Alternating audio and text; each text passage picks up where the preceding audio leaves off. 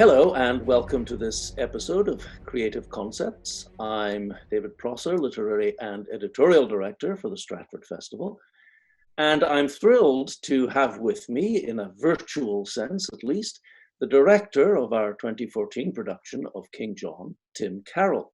Tim first came to us in 2010. He directed that season's production of Peter Pan. He directed Romeo and Juliet for us in 2013 and The Lion, the Witch and the Wardrobe in 2016.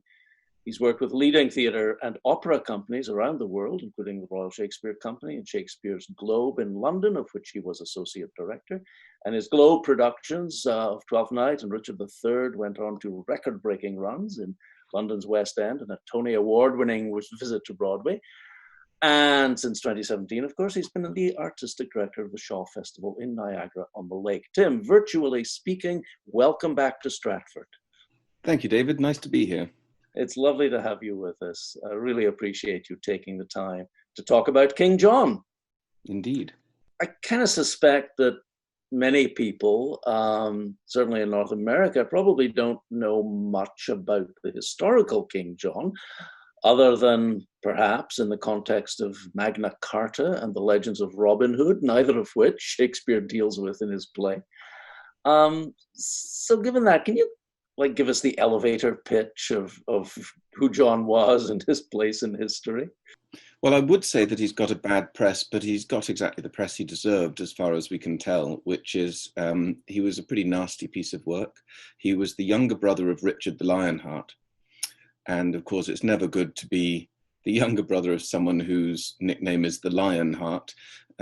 So while Richard was off in the Holy Land doing the Lord's work, as they then thought, now, of course, we'd just say leading genocidal invasions. But while Richard was off trying to reclaim the Holy Land from the Saracens, John more or less usurped his throne. He certainly took over power, and when it became clear that Richard wasn't coming back, and when indeed Richard died in Bohemia, John became king.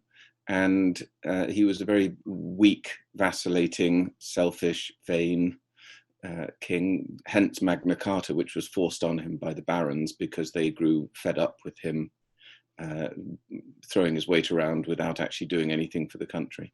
So, as you say, the play doesn't deal with Magna Carta and doesn't really have much to say about Richard the Lionheart, who's already dead by the time the play starts.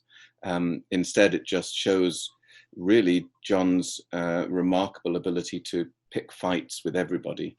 And in a way, it doesn't matter too much what the ins and outs of the history are, because the play does take you through them quite clearly, but you will see that John manages to get on the wrong side of the French, which of course the English have done since time immemorial, but also of the Catholic Church.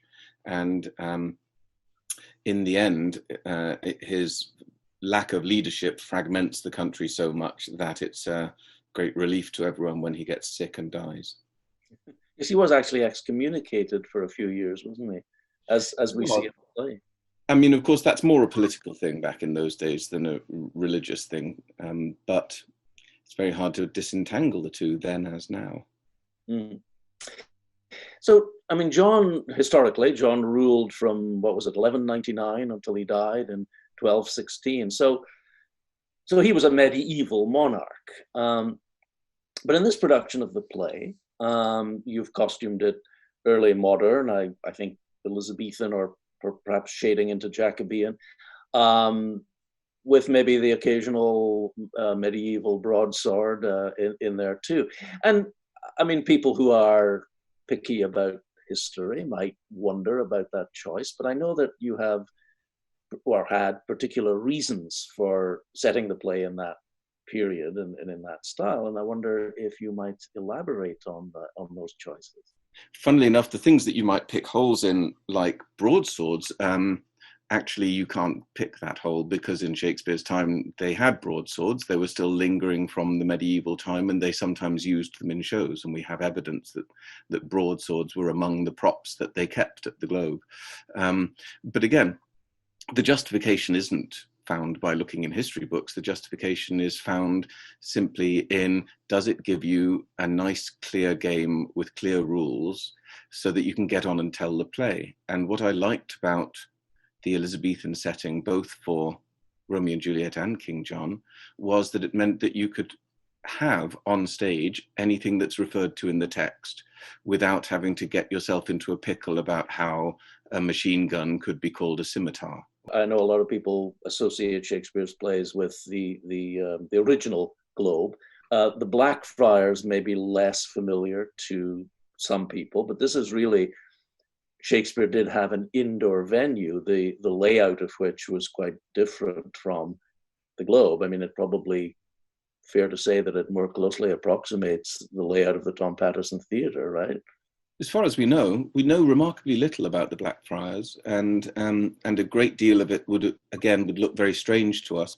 They wouldn't have performed at night, even in the Blackfriars. They would have performed in the afternoon because they would have needed the light from the windows to boost the candles. When they built a replica at the Globe, what's called the Sam Wanamaker Playhouse, they built a little indoor theatre and did experiments with plays by candlelight. They found that really no matter how many candles you have, you can't see anything. So that's why the performances would have been in the afternoon, because candles just don't throw very much light. Well, you did have candles in the production here at Stratford, like real candles, right? Yeah, very few. Oh yeah. Very few, and all of the light you actually saw was Kevin Fraser's lighting boosting it. Right. Now, I can't remember, I know in Romeo and Juliet, you kept the house lights up a bit. Was that the case with King John too? I can't remember. I think it was, yes. I think we slightly left them up. And maybe the show got a little darker as it progressed, with the idea being that it's that idea of starting a performance in late afternoon, mid-afternoon or whatever, and it kind of shades into evening, into dusk. Yeah, and this is again where the modern director cheats by using that conceit of, well, if it's the afternoon, then dusk might start to set in, cheats to create an effect that I think would not have been of any interest to the Elizabethans. I don't think they would have thought, oh, it's getting darker, therefore more dramatic or more tragic or anything, because they were used to just seeing what was going on, or not. It's the relationship, I guess, between the audience and the actor that encourages, because watching the film, you're certainly aware of the audience in the Tom Patterson, and that's partly because of the configuration, I guess, but also the lighting. And of course, that affects how the actors perform. There are a couple of notable examples in this production, which we see in the film, where Philip the Bastard, as he's called, Falconbridge, played by Graham Abbey, is directly interacting with some luckless guy in the front row. I mean, you really make use of that, which I think is the key thing about so-called original practices, isn't it? From my point of view, it's not trying to recreate an Elizabethan production, but to do something to the relationship between the actor and the audience. Does that seem like a fair way of summing it up? That's very good, yes, because it does feel to me that the traditional way now of creating a sort of unbreakable suspension of disbelief is actually rather insecure and neurotic. The idea that we must have total darkness in the auditorium and the only light must be on stage and there must be no sound at all from anyone in the audience, and otherwise it will break the spell. Well, I feel like if the spell is that fragile, then why are we bothering? So for me, it's actually a much more robust spell if you say, here we all are, we can all see each other, we all know we're watching a play, there is no suspension of disbelief, nobody is going to forget for a moment that they're watching a play, we're just going to enjoy watching the play together. And that is kind of unbreakable, because then if someone coughs, well, it doesn't matter, I knew you were there anyway. And it's pretty much the aesthetic that Shakespeare outlined in the opening of Henry V, and he keeps reminding us in several of his plays that we're watching a play. Hamlet is a pretty good example. It's not only I mean, the whole concept of so-called original practices, I know it's a fraught term, but we can't think of a better one right now. And it partly affects how the production looks, and it affects that dialogue between actor and audience. It also has something to do with how the play sounds, doesn't it? Because there are thoughts, different schools of thoughts about how to speak Shakespearean verse. And I think I detect in this production that you're following a particular line of thought about that. In terms of where the line endings are, whether they're sounded or not, and some pronunciations. Well, I'm very glad you brought this up, because again, there are lots of misconceptions floating around about this. And I think the first one to scotch is the idea that I would call what I do with verse original practices. I don't think original practices actually has anything to do with the speaking of it. And as I said, I wouldn't call this production an original practices production. I would just say it's a production with a conceit, like every production has. And the conceit here is an Elizabethan playhouse. Again, to say that the speaking, and you're right, a lot of people have assumed that because I have a particular approach to verse, and because a phrase like original practices is associated with me, that I therefore claim for my approach to verse a greater degree of authority than anyone else has. And of course I can't. All I do is what I think sounds right and what seems to me to be implicit in the text. By which I mean, whether or not this is original practices, I don't care. But I look at the fact that King John, for example, is written pretty much entirely in verse. And I say to myself, Shakespeare has written this in lines of verse for some reason. He hasn't done all of that counting of syllables and placing of stressed and unstressed syllables in relation to each other for no reason at all. And whatever we think that reason is, we should at least engage with it. But on the sight of us, your lawful king, who painfully with much expedient march have brought a countercheck before your gates, behold, the French amazed vouchsafe a parle, and now instead of bullets wrapped in fire to make a shaking fever in your walls, they shoot but calm words folded up in smoke to make a faithless error in your ears. Whenever I teach Shakespeare, I tell people what I think, which is that I think that he expects you to breathe at the end of the line. There is some historical evidence that that's the case, which we could go into if we wanted to get really nerdy. But again, let's be clear, if we thought it sounded better to ignore that historical evidence, then I'd do it. If I thought Shakespeare definitely wanted a particular way of reading, but I couldn't make head or tail of it, I wouldn't bother with it. The only thing that matters to me is that every time I have got more and more strict about speaking it as verse, about taking some sort of breath or suspension at the end of every line, every time I've gone further with that, I've done it as an experiment in which I expected to go too far. And I expected to find the audience saying to me, okay, that was just weird. I didn't get it. And every time I've done it, the audience has not only gone with me, but actually said, wow, what was going on there? Why did I understand every word? So it's the audience that's led me in this. I've really been quite nervous each time I've pushed it further, but now I've realized that really, whether or not other Shakespeare people like it or not, they can't deny the fact that people understand my productions. And that's the big challenge they have to cope with when they want to say, well, it's all a load of old nonsense, what Carroll does with the verse.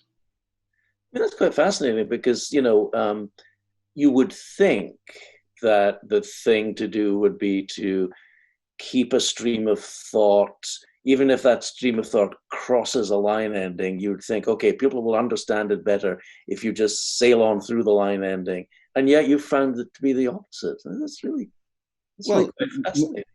Mainly because that's how we speak. We don't actually speak in sentences. We don't breathe or pause at the end of sentences. We breathe and pause in as I just did then, I wasn't even planning it. We do it in illogical places because we want to hold on to the talking stick. And we know that if we stop at the end of a thought or a sentence, as people are wont to do when they read out loud, someone else will speak and we don't want to lose the talking stick. So we pause in the middle of a phrase while we work out what we want to say next. And we carry on into the next sentence so that the other person knows that we still have the right to talk. So what is it that Shakespeare is doing? Is this a political drama, or is it only about, or is this focus really on human nature? And as an artist, as a theater artist, trying to explore what human beings are all about, is that what fascinates you more than the kind of political elements?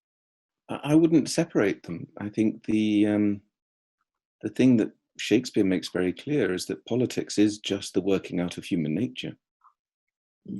That's what it is.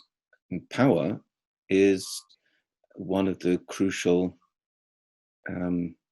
factors in the way that we interact with each other, and there will always be disparities of power. There will always be people who want more of it and people who are crushed by having it or crushed by encountering it. And the ongoing debate between mercy and justice will never be resolved, because you can't resolve it. And no play that's any good will ever go out of date, because plays are about choices. It's about people making choices, and what Shakespeare is preeminent at is making those choices impossible. If the choice is easy, then we sit there and watch it and we go, well, you shouldn't have done that, mate. But Shakespeare puts people in impossible situations, given their needs, given their desires. And then we recognize it and go, yeah, I've made that mistake, but I don't know how I'd avoid it the next time. Because for me, theatre isn't there to teach us anything. It's there so that we can watch ourselves in various situations. And what we do with that is up to us, but it's not an educational tool. It's too important for that. It's viscerally gripping to watch people making choices from the safety of our seat. Tim, you really have been a brilliant guest in this piece. And I really love this production. And I'm so glad to have had the opportunity to hear you talk about it.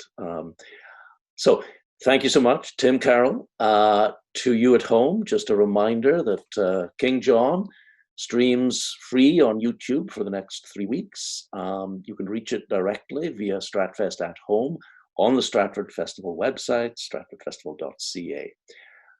Thank you all for watching. Goodbye and stay safe.